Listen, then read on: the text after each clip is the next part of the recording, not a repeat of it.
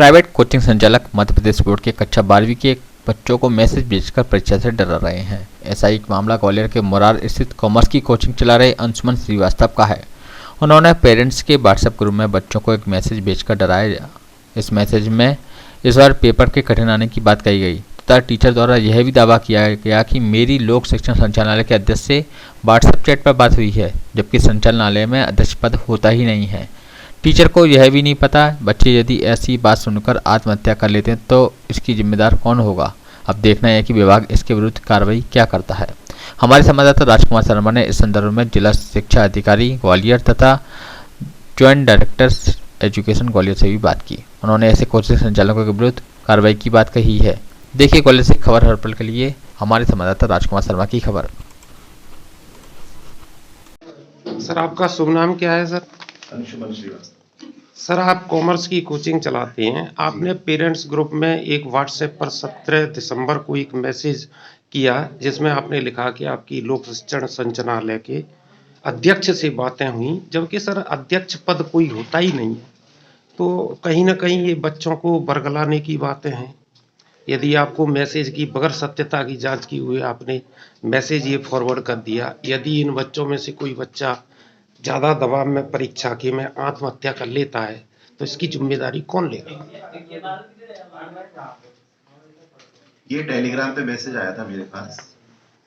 मैंने उसी टेलीग्राम के मैसेज को उसमें ये लिखा था कि कुछ कठिन पेपर बनेगा, तो उसके लिए मैंने बच्चों को फॉरवर्ड कर दिया था अपने कोचिंग के व्हाट्सएप ग्रुप पे फॉरवर्ड किया था ताकि बच्चे थोड़ा और पढ़ाई कर लें। सर, ये जिला शिक्षा अधिकारी ग्वालियर और जॉइंट डायरेक्टर एजुकेशन ग्वालियर ने ये कहा कि ऐसा कोई भी शासनादेश नहीं है। इसके तहत कि आपने उस मैसेज को फॉरवर्ड किया कि बहुत कठिन प्रश्न आएंगे, बच्चे कहीं डर गए, यदि कोई आत्महत्या कर लेता है तो इसकी जिम्मेदारी कौन सा प्रशासनिक अधिकारी लेगा या आप स्वयं लेंगे? ब्लूप्रिंट पे लिखा हुआ है कि 40% ही कठिन प्रश्न आएंगे, तो 40% ही कठिन प्रश्न आते हैं। नहीं तो फिर आपने इस तरह का मैसेज क्यों? आपने लिखा कि 2020, 21 और 22 की अपेक्षा पेपर कठिन बने हैं। आपको ये किसने बताया? पहले बहुत सरल पेपर बने थे, लेकिन उसमें लिखा रहता है कि 40% कठिन आएगा, लेकिन अभी तक 40% कठिन नहीं आ रहा था। 40% भी कठिन नहीं आ रहा था, बिल्कुल सरल पेपर आ रहा था। तो कम से कम 40% कठिन आना चाहिए। सर, आपने लिखा कि एनसीईआरटी लागू होने के कारण और कोविड के खतरा होने के कारण पेपर टफ बनाया जाएगा। ये जानकारी सर आपको शिक्षा विभाग के किस अधिकारी या कर्मचारी ने दी?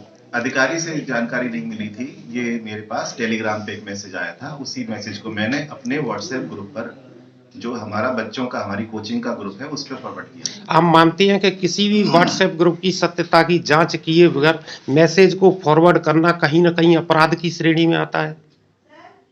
हाँ जी, आता होगा। आप जिला शिक्षा अधिकारी ग्वालियर हैं। एक अंशुमन श्रीवास्तव आपके ही जिले में मुरार में प्राइवेट कोचिंग चलाते हैं। उन्होंने व्हाट्सएप ग्रुप में पेरेंट्स को ये लिखा कि उनकी लोक शिक्षण संचालनालय के अध्यक्ष से बातचीत हुई पेपर के बारे में, जबकि संचालनालय में कोई अध्यक्ष पद होता ही नहीं है। और उन्होंने लिखा कि सर उन्होंने लिखा कि पेपर इस बार कठिन आएंगे 2020, 21 और 22 की अपेक्षा। तो ये सर कहीं ना कहीं गलत है। इनको बच्चों को डराया जा रहा है कोचिंग के टीचर द्वारा। सर, जैसा कि आपने बताया कि कोचिंग संचालक ने इस तरीके का व्हाट्सएप ग्रुप पर मैसेज जो है पोस्ट किया है। पहली बात तो यह है कि उनको ऐसा मैसेज पोस्ट नहीं करना चाहिए था। और जो उन्होंने पदनाम का उल्लेख किया है, संचालनालय में इस नाम का कोई अधिकारी नहीं है। और जहाँ तक पेपर के कठिन होने की बात का उन्होंने उल्लेख किया है, तो निश्चित रूप से बच्चों को भ्रमित करने का प्रयास किया है। आपके चैनल के माध्यम से बताना चाहेंगे कि जो हमारी विभाग की नीति है उसमें सभी प्रकार के प्रश्नों का समावेश होता है, ताकि हमारे जो कमज़ोर बच्चे हैं उनके लिए भी उत्तर उसमें प्रश्न सरल होते हैं, और जो कुछ कठिन होते हैं, कठिन और सरल दोनों प्रश्नों का वहाँ पर संतुलन होता है। तो इसलिए बच्चे इस बात से कतई भयभीत ना हो, डरे नहीं कि सभी प्रश्न जो हैं वो कठिन होंगे। सर ये बच्चों को एक तरह से प्राइवेट कोचिंग के टीचर द्वारा डराया धमकाया जा रहा है और हमने कई बार ये देखने में आता है कि बच्चे परीक्षा की ज़्यादा बोझ के कारण आत्महत्याएं कर लेते हैं। तो सर इस तरह के शब्दों का इनको इस्तेमाल नहीं करना चाहिए था सर। निश्चित रूप से हम लोग जो है, जो हमारे विभाग की नीति है, उसमें बच्चे बिना किसी पेपर के, बिना किसी दबाव के जो है वो परीक्षा में बैठे, और इसीलिए माननीय प्रधानमंत्री जी ने परीक्षा पे चर्चा कार्यक्रम का चलाया हुआ है, और उसमें पूरे न केवल प्रदेश के बल्कि पूरे देश के बच्चों को ये मैसेज देने का प्रयास किया गया है कि कोई भी बच्चा परीक्षा के तनाव में न रहे, और ये कोचिंग संचालक को भी समझना चाहिए कि वो इस तरीके का कोई व्हाट्सएप पोस्ट नहीं करें, और यदि मेरे पास कोई लिखित शिकायत आती है तो मैं उसकी अपने स्तर से जांच कराऊंगा, और यदि आवश्यक हुआ तो आपराधिक प्रकरण भी उनके विरुद्ध दर्ज हो सकता है। सर आप joint director of education Gwalior हैं। सर मुरार में एक अंशुमन श्रीवास्तव एक अध्यापक है जो कि प्राइवेट कोचिंग चलाते हैं। उन्होंने बच्चों के पेरेंट्स ग्रुप में सर ये लिखा है 17 नवंबर को कि लोक शिक्षण संचालनालय के अध्यक्ष से मेरी बात हुई, जबकि लोक शिक्षण संचालनालय में क्या सर अध्यक्ष पद कोई होता है? नहीं, कोई नहीं होता। आयुक्त लोक शिक्षण मुख्य अधिकारी के रूप में काम करते हैं, और जहाँ तक बात परीक्षाओं के लिए किसी भी आदेश निर्देश की रहती है, तो वो परीक्षाएं जो है वो बोर्ड हमारा है, माध्यमिक शिक्षा मंडल बोर्ड, जिसके सचिव होते हैं और अध्यक्ष होते हैं, वो उस पर डिसीजन करते हैं। सर ये इस तरह से प्राइवेट टीचर ये पेरेंट्स ग्रुप में इस तरह के बोर्ड के आदेशों को भेजते हैं, तो ये कहीं ना कहीं अपराध की श्रेणी में आता है। नहीं, अपराध क्या, ये तो भाई अगर कोई चीज वैधानिक तरीके से शासन से पत्रों के माध्यम से प्राप्त होती है, वही जानकारी बच्चों तक देना चाहिए कायदे शिक्षकों को।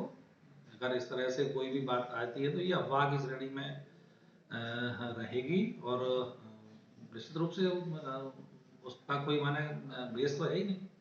सर उन्होंने लिखा कि 2020, 21 और 22 की अपेक्षा इस बार पेपर कठिन आएंगे, तो सर कहीं ना कहीं इनको ऐसा नहीं लिखना चाहिए। कठिनता के दौर में कुछ बच्चे इस तरह डर के आत्महत्या कर लेते हैं सर। नहीं नहीं, ऐसा कठिन तो पेपरों का तो देखो एक फिक्स उसका पैटर्न है, और निश्चित रूप से इस बार जैसे शासन के द्वारा नवीन जो शिक्षा नीति लागू हुई है, उसमें भी जो प्रश्नों का स्तर है उसको माने कठिन की बजाय समझने, बल्कि पुराने वाले प्रश्न जो कठिन रहते थे वो मैं समझता हूँ रटने वाले ज्यादा होते थे। अब